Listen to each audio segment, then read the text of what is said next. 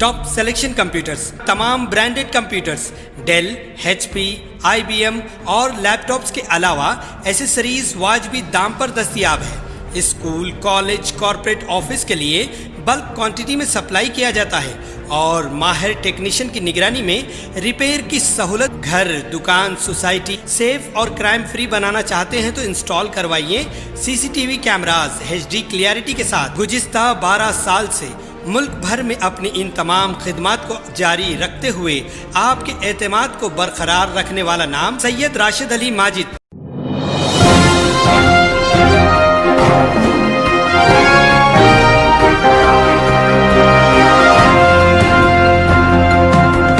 अस्सलाम वालेकुम नाजरीन, मैं हूं मोहम्मद अब्दुल हकीम। आइए देखते हैं आज का ये खबरनामा। नाजरीन, एक खातून जिसका नाम सालेहा है, सिकंदराबाद महमूद गुड़े की इलाके में रहने वाली है। ये खातून 2 बच्चों को दीनी तालीम देने का काम शुरू किया और ये खातून आलिम कोर्स कर चुके हैं, आलिमा हैं। अब ये खातून घर पर बैठकर लोगों के लिए यानी कि बच्चों के लिए अगर दीनी बातें या कुरान पढ़ाना सिखा रही हैं तो कोई बुरी बात तो नहीं है। अब ये बेचारी गरीब है, इसके बावजूद भी ये खिदमत कर रही हैं, क्योंकि हमारे माशरे में कई बच्चे और लड़कियां ऐसे होते हैं कि इंग्लिश मीडियम को ज़्यादा तरजीह देते हैं और इनको इंग्लिश मीडियम स्कूलों में ही डाला जाता है।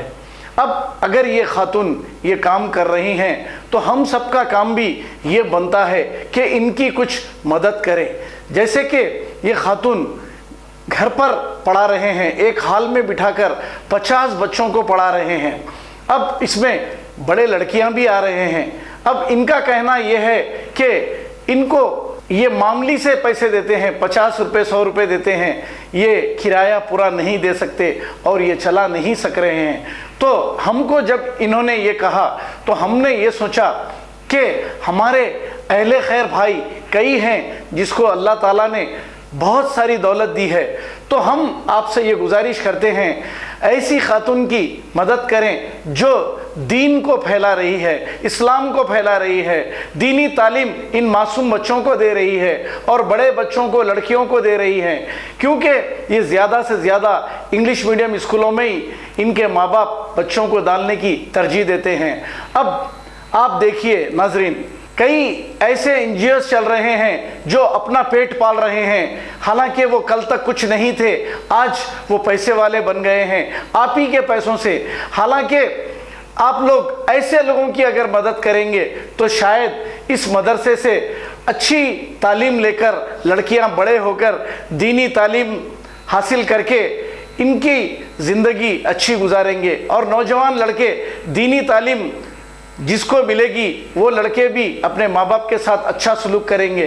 हम और आपका फ़र्ज़ ये बनता है कि इनकी कोई माली सी मदद, कोई ज़्यादा माली मदद नहीं, हर माहाना अगर इनकी थोड़ी सी मदद हो जाए तो ये मदरसे को बहुत आगे तक ले जाने का इनका प्रोग्राम है। अब इनका मदरसा ऐसे मुकाम पर है, वहाँ पर ये खातून को हम ये कहेंगे कि अक्सरियती फ़िरक़े के लोग वहाँ ज़्यादा रहते हैं, वहाँ पर बोर्ड लगाना भी ममनू है, तो फिर भी इसके बावजूद ये खातून ये मदरसा चला रही हैं। तो हमारी आप सबसे गुजारिश है कि इस खातून की कुछ माली मदद हर माहाना हो जाए तो ये मदरसा बजाय बंद होने के हमेशा चलते रहेगा। तो मेरी गुजारिश है हमारे न्यूज़ चैनल देखने वाले भाइयों से, अहले खैर भाइयों से, इनकी थोड़ी थोड़ी अगर आप मदद करेंगे तो ये मदरसा चलते रहेगा। कई NGOs जो चला रहे हैं अपनी जेबें भर रहे हैं, अगर आप 1 रुपया दे रहे हैं तो 25% इनको ये बांट रहे हैं और बाकी का अपने जेब में डालकर अपनी ऐशो आराम की ज़िंदगी गुजार रहे हैं। आप देखिए इन मासूम बच्चों को जो पढ़ रहे हैं। आइए देखते हैं ये रिपोर्ट।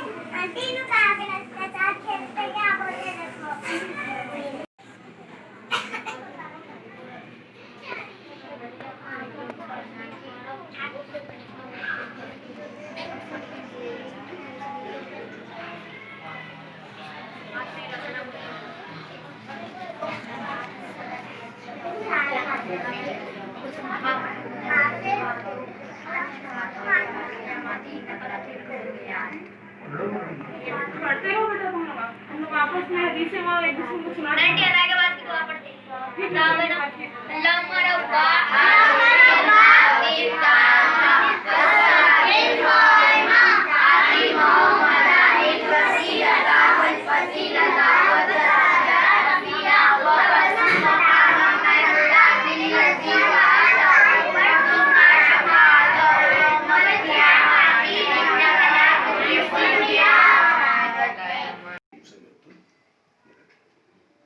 ऐसा रहने दीजिए, ऐसा रहने दीजिए। आपका नाम बोलिए। अस्सलाम वालेकुम।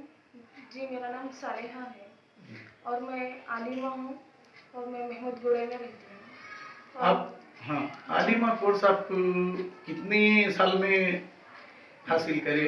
जी मैं आलिमा कोर्स शादी से पहले छो गया मेरा। अच्छा। और मैं कर्नाटक से हूँ। जी जी मैं शादी के बाद यहाँ पे आके यहाँ पे कहाँ पे? यहाँ महमूदगुड़ा सिकंदराबाद में जी पहले मैं बच्चों को अरबी पढ़ाती थी, अभी भी पढ़ाती हूँ। जी। लेकिन क्या है पहले कम बच्चे आते थे, लेकिन अब कितने बच्चे आते थे पहले आपके पास? पहले 2-4 से ही शुरू हो गए थे मेरे पास बच्चे। ओके। अब अल्हम्दुलिल्लाह तकरीबन 40-50 बच्चों के ऊपर हो गए हैं। जी और क्या है और बाज़ ख़वातीन और बड़े बच्चियों भी ऐसे हैं जो अरबी और उर्दू पढ़ने के ख्वाहिशमंद हैं। लेकिन क्या है मेरी माशी हालत ख़राब रहने की वजह से मैं उनके लिए बड़ा घर लेके पढ़ा नहीं सक रही। तो ये अब ये किराया कैसा दे रहे आप? आपके शौहर क्या काम करते हैं? जी मेरे शौहर बोले तो ना कुछ बड़े पैमाने पर उनकी नौकरी नहीं है, बस छोटा सेल्समैन का जॉब करते हैं लोग। लेकिन उनकी तनख्वाह में क्या है मैं बड़ा घर लेके और ये सब कुछ चलाना आसान नहीं है। आसान नहीं है, मुश्किल है मेरे लिए। और क्या है मैं चाहती हूँ कि जो भी बच्चे बच्चियाँ जो भी मेरे पास पढ़ने आते हैं अल्हम्दुलिल्लाह वो दीनी तालीम हासिल करके आगे अपनी ज़िंदगी यानी इस्लाम के तरीके से चले मुल्क मैं वो चाह रही हूँ। क्योंकि कई लड़कियां ऐसी हैं हाँ। जो बड़ी हो जाती, उनकी शादियां हो जाती, लेकिन उनको दीन नहीं मालूम, इस्लाम नहीं मालूम। मैं इतना चाहती हूँ कि मैं बच्चियों को क्या है दीनी माहौल दूँ, क्योंकि जो आजकल इंग्लिश मीडियम में पढ़ के बच्चियाँ जो दीनी माहौल से दूर हो गए हैं, बस मैं इतना चाहती हूँ कि वो बच्चियाँ रहने दे या बच्चे कोई भी रहने दे, अपने क्या है उनको दीन की तालीम से मैं उनकी आगे मदद करना चाहती हूँ। आपकी जिंदगी का मकसद यही है? हाँ मेरी ज़िंदगी का मकसद यही है कि मैं चाहती हूँ कि कुछ भी छोटा मोटा ऐसा क्या है मदरसे के तौर पर यानी मकतब के तौर पर मैं शुरुआत करूँ और इंशाल्लाह आगे उसको मेरे जो भी है मेरे बाद मेरे बच्चे उसको और बढ़ाएं और दिन फैलाएं। ये क्योंकि दीन से लोग बहुत ज्यादा दूर होते जा रहे हैं, दीनी तालीम से दूर होते जा रहे हैं। बच्चों को कुछ भी दीन के बारे में कुछ भी मालूम नहीं है। लड़कियां शादी होकर चले आ रहे हैं लेकिन इस्लाम के बारे में कुछ भी नहीं मालूम है। जितने भी मेरे पास बच्चे आ रहे हैं अल्हम्दुलिल्लाह अब तक वो बच्चे ऐसे कितने साल की उम्र से और कितने साल तक की उम्र के बच्चे आते हैं और बच्चियां आते हैं आपके पास? जी मेरे पास 3-4 साल की उम्र से बच्चियां सब आते हैं और अल्हम्दुलिल्लाह। अब बड़ी उम्र की क्या उम्र के लड़कियां हैं आपके पास? 17-18 साल की भी लड़कियां हैं मेरे पास। जी। लड़के भी वैसे हैं, फर्स्ट ईयर के, सेकेंड ईयर के। अच्छा। हाँ लड़के भी वैसे आते हैं, लड़कियां भी वैसे ही। अच्छा, क्या आप इन लोगों से कोई फीस वगैरह नहीं लेते? जी मैं फीस लेती हूँ, फीस नहीं लेती बल्कि नहीं लेती, लेकिन जिसके जो जितना इस्तेताद जितनी है उतनी लेती हूँ मैं। फिर भी आपको ये रेंट देना करना ये बस नहीं होता? ये बस नहीं होता। उसमें क्या है हर कोई इस मामले में फीस कोई भी ज्यादा नहीं देता। हाँ इसमें कोई 50 कोई 100 इससे ज्यादा महीने में? हाँ महीने में बोले तो उसकी फीस 50, 100, 200 ये। वो तो किराया भी नहीं निकलता होगा?